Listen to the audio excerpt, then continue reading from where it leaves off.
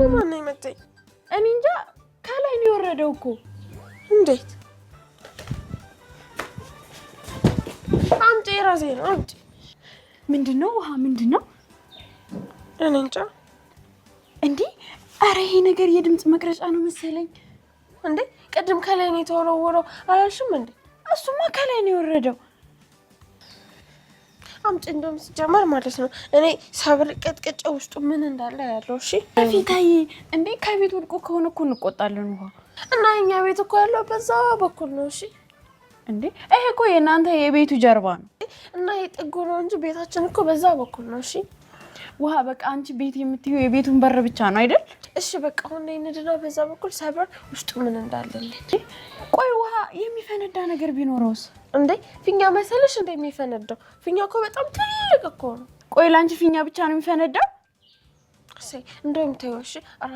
ራሴ ሰብሬ ውስጡ ምን እንዳለ። ቆይ እሺ ስልክ የለም ታጠብቂ። እማዬ እኛ በጣም ደህና ነን። ይኸውልሽ እማዬ ስራ ነበርሻል ደክሞሻል። በቃ ተነሽ ሂጂና ሻወር ሰጪ ልብስሽን ቀይሬ አድርጌ እረፍት አድርጊ። ተነሽ እማዬ። እማዬ እውነት ነው ዳጣ ሳይሽ በጣም ደክሞሻል። ለምን ትንሽ ዳጣ ክፍል ገብተሽ ትንሽ ለምን አትተኝም? ለምን አታርፊ? ወንድ አስገብታችኋል እንዴ? ኧረ በጭራሽ እማዬ። የምን ወንድ? ባለፈው ያንን ልጅ ማስገባትሽን የረሳሁልሽ እንዳይመስልሽ።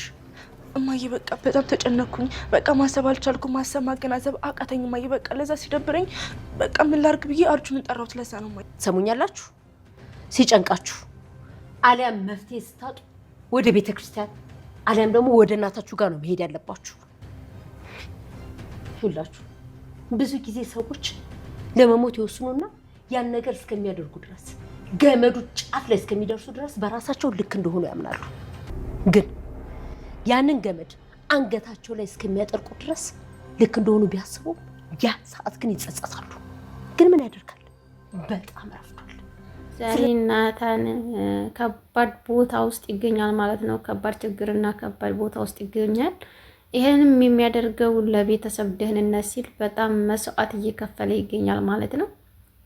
እንግዲህ መድኃኒት የምትባል መርዝ መድኃኒት ሳትሆን መርዝ መባል ግን አለባት። ከዚህ በኋላ መርዝ እያልን መፈረም አለብን ማለት ነው። እሷ ራሱ ምንድን እያደረገች ነው ያለችው? በጣም በከባድ ነገር ውስጥ ቤተሰቡን በሙሉ እየበታተነ ትገኛለች። የጠቀመች መስላ እየጎዳችም ትገኛለች። እርግጥ የእናት ልጅ ይታሰባል። የእናት ልጅ እንኳን የእናት ልጅ ቀርቶ አይደለም ከእናት ልጅ በላይም ራሱ የሚታሰብላቸው ወንድሞች አሉ። እውነት መናገር ብዙ ነገር ከቤተሰብ በላይ ራሱ የሚወደዱ ብዙዎች አሉና ቤተሰብ አይወደድም ወይም ደግሞ እነዛኞቹ እንደዚህ ያሉ ናቸው ማለት ሳይሆን በእንደዚህ ያለ ልክ ቦታ የሚሰጣቸውም ቦታ አሉና እሷ እንግዲህ ገብታ በትዳር መካከል ውስጥ ገብታ የበታተነ ትገኛለች ማለት ነው። አይ ታይ መዲ ታይ ይሄን ነገር እረፊ እያለቻት ማርትዬም እየነገረቻት ነበረ። ግን ልትመለስላት አልቻለችም። ጭራሹንም ሊሆንም አልቻለም። በምትናገርባት ሰዓትም በቃ እንዴት ነበር ያረገቻት እና ዛሬ ደግሞ በድጋሚ ከባድ ነገር ተፈጥሯል ማለት ነው። ናታን እንዲፈረኝ እንደዚህ ያደረገኝ እሱ ነው እንደዚህ ያደረገኝ እያለች ናታንን ራሱ ልትከስና እንትን ልትል ፈልጋለች ማለት ነው። አባዬ እንግዲህ ሲመጣ ራሱ ጋሽ ደረጀ ሲመጣ ራሱ ጎረምሳች ልጃችሁን አስገብታችሁ አስደፈራችሁ ነበር ያለችው። ግን ማንም ሊያምንላት አልቻለም። ምክንያቱም በዚህ ነገር የማይታማ ጀግና ልጅ ነው። አናማውም እንኳን እነሱ ቀርቶ አይደለም እኛም አናማውም ማለት ነው። ይሄ አይታማም። ግን እኛ እንዴ እያናደደን ያለው ናታን ምንድነው እዚህ ላይ ሁለቱንም መያዝ የለበትም የሚል ነው እንጂ ስሜታችን እየተረበሸ ያለውና እየተናገርን ያለ ነው። በዚህ በኩል እንኳን እኛ ራሱ አናማውም ማለት ነው። እንደዛ በምትልበት ሰዓት ምን እኮ ማየ ምንም አላደረኩም እንደምታወራሽ አይደለም እያላት ነበረ። እና እንግዲህ ምንድነው የተፈጠረው? ወይኔ የዲያጣና የአቢጌል ስራ ራሱ እንዴት እንደደነገጥኩ ማለት ነው። እንዴት የሚያወሩት ሁሉ እንዴት እንደጠፋባቸው በማምላክ ስም እኔ ራሱ እንዴት ብሎ እንደሚፈጣጠንላችሁ እኔ ራሱ ራሴን ጥያቄ ፈጠረብኝና እማዬ አይደለም እኮ እንደዚህ የሆነው በዚህ ምክንያት እኮ ነው በእንደዚህ ኧረ በማምላክ ስም እያለች ትገኝ ነበረ። ዲያጣዬ ደክሞሻል አይደል ወይ? ስለዚህ እማዬ ነይ ቶሎ እረፊ፣ ሸዋሮ ወስደሽ ታጥበሽ ትንሽ ተኝ እያለቻት እየነገረቻት ነበረ። ክላስ ግቢና ተኝ ስትላት ለካ ላይ ይዘው ጎንበጎን ነውና የመድኃኒት ክላስ እና የነ ማርቲ ክላስ በዛው አንድ አካባቢ ስለሆነ ይታያል። ናታን ደግሞ በሩን ቆልፎ ሊወጣ ነበር፣ መቆለፊያ አጥቶ ነው እንጂ ማለት ነው። ከዛ እንደዛ በሚያደርግበትም ሰዓትም መጨረሻ ላይ እናንተ ልጆች ምንድነው የተፈጠረው? ምንድነው የሆናችሁት? ምንድነው ዛሬ ሲላዚ ቤት ተፈጠረው እያለቻቸው ነበረ። ወንድ ያስገባችሁ እንዴ ስትል ራሱን የሳቂ መጣብኝ። ባለፈው አብዬ እንደዛ ሁላ ስለተገኘ ከዛ አረማዬ ኧረ ጭራሽ የለም ለዛ ትሆናለች ስትል ለዛ በረንዳ ላይ አግኝቻታለሁ ስትላት እንግዲያስ ናታን ይሆናል በቃ ናታን ይሆናል ብላ ዝም ስትል ምንድነው የሚሄድ ነበራችሁ? ዛሬማ የሆነ ነገር ተፈጥሯል እዚህ ቤት በጣም ከባድ ነገር ተፈጥሯል፣ ተናገሪ ምንድነው የሆነው እያለቻት ነበረ ራሱ። እና አንቺን ደግሞ የረሳሁልሽ መሰለሽ እንዴ? አልረሳሁልሽም እኮ የባለፈውን ስትላት ራሱ ማርትዬ አብጌልን አይደለም ማየ ልንገርሻ፣ በጣም ጨነቀኝ፣ በጣም ከፋኝ፣ በጣም ተበሳጨሁ፣ በጣም በቃ ሁሉ ነገር ሁሉ እንትን ሲልኝ አርጁንን ጠርቼ እና ይዘሊና ብዬ ነው እንደዛ አልጠጣ ያልኩት እንጂ እኔ እኮ የሌላ አስቤ አይደለም አለችው። ስትላት አይ ሰው በሚጨንቅበት ሰዓት አለች። እውነት እኔ እግዚአብሔርን በጣም ነው እንትን ያለኝ ማለት ነው። እውነቷንም ነው ትክክል ነውም። ሲጀመር ራሱ ወዲ ሰው ዘንድ ከመካድ ጨንቆሽ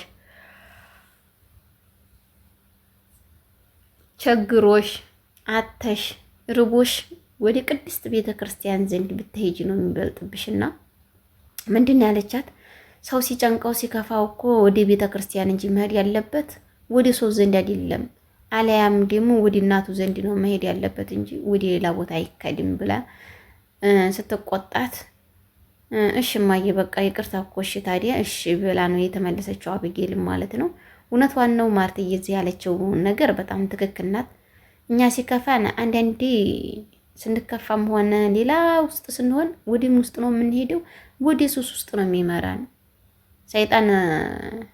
በጣም እንትን የሚለው ስራውን የሚሰራው እዚህ ላይ ነው ማለት ነው። ተስፋ እንድንቆርጥ፣ እንድንበሳጭ፣ በቃ አላማችን እንዲበላሽ ሁሉ ነገር ያደርጋልና ያንን ራሱ የሚያደርግበት ምክንያት እኛን አሰነካክሎ ለመጣል ከፈጣሪ ለማራቅ ነውና ሴራውን የሚሰራው። በዛን ሰዓት እኛ ደግሞ ጠንክረን ቅድስት ወዲማት አባረረን ወዲማት ገፋን ወዲማት ታርቀን ቅድስት ቤተክርስቲያን ዘንድ መርና ያለብን ኑ ልጆቼ ብላ የምትታቀፈን እሷ ብቻ ናት። ችግራችንን፣ መከራችንን፣ ረሃባችንን ሌላም ነገር ብንናገር ምንም ነገር የሚረዳን ሰው የለም። ለሰው ብንነግረው ራሱ ወይኔ እንደዚህ ሆና፣ ወይኔ እኔ እናት እንደዚህ ሆና፣ ይሄ እኮ እንደዛ አደጋ።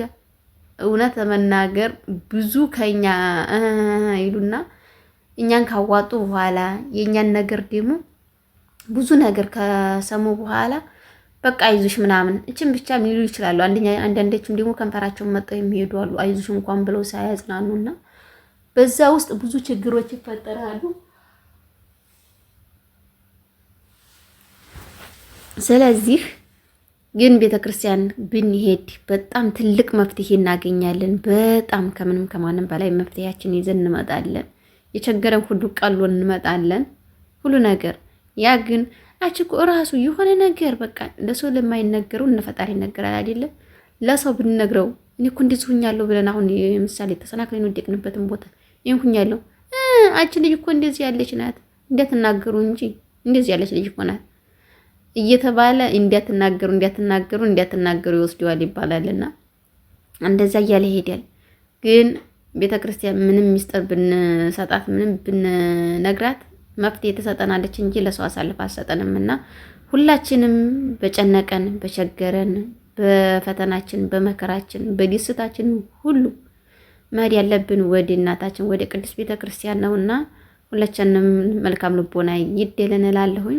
እንደዛም በምትልበት ሰዓትም እንግዲህ ውሃያን ነው ወሩራ የመታቻት በድምጽ መቀረጫዋ ምንድነው ይሄ ነገር እኮ ምንድነው እያለቻት ራሱ እየተነጋገሩ ነበርና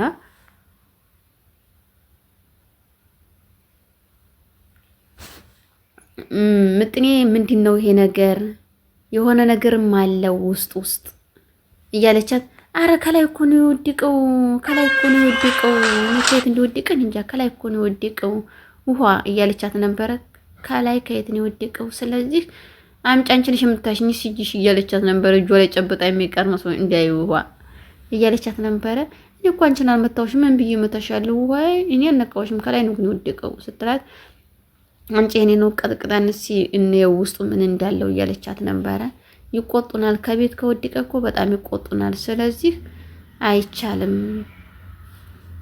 ስትላት የኛ ቤት እኮ ይሄ አይደለም ስትላት አለ ጀርባውን የነሱን ቤት በመስኮት የተወረወረውን የኛ ቤት አይደለም ማለት እሷ ቤቷ ምንድነው የምታረጋት በሪቱን ብቻ ነውና አንቺ በቃ በሩ ብቻ ካልሆነ የእናንተ ቤት አይመስልሽም ማለት ነው።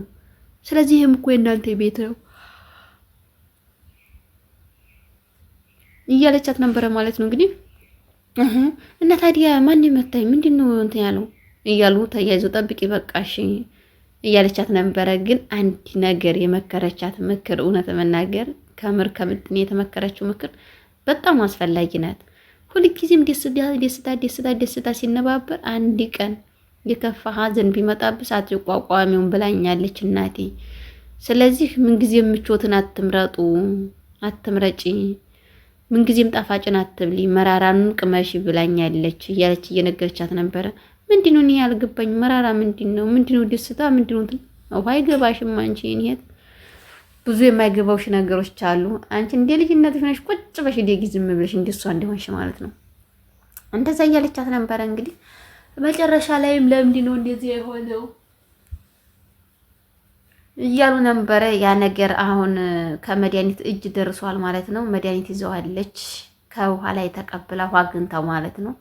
ያ ነገር መድኃኒት ይዛ ከተጋለጠ በጣም ከባድ ፈተናና ከባድ ቤት ውስጡ ትርምስ ነው የሚፈጠረው ማለት ነው።